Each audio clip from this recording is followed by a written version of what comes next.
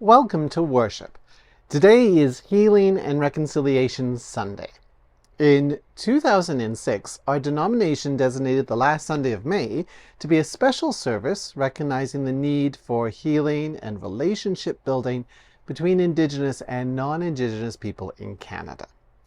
So the prayers that we are using, as well as this welcome statement, was prepared by the National Church Office.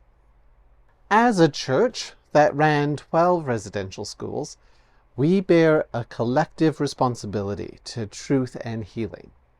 In the 1980s and 1990s, the truth about residential schools began to be heard.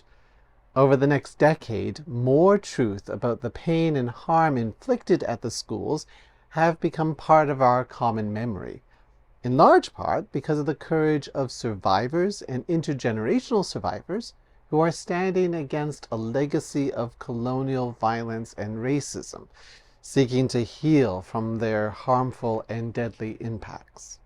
In June 2024 will mark the 30th year since the Church adopted its 1994 Confession, which acknowledges the Church's complicity in the deadly assimilation effort that targeted Indigenous children.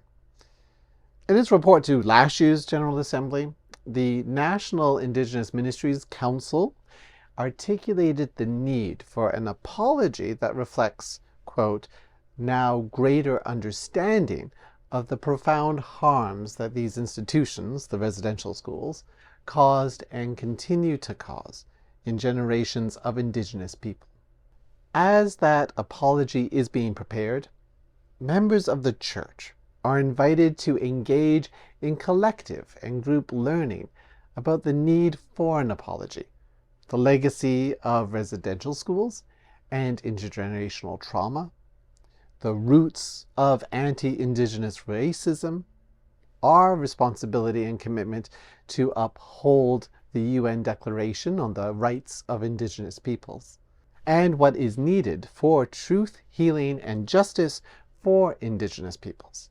This includes worship, which is central to our faith and community.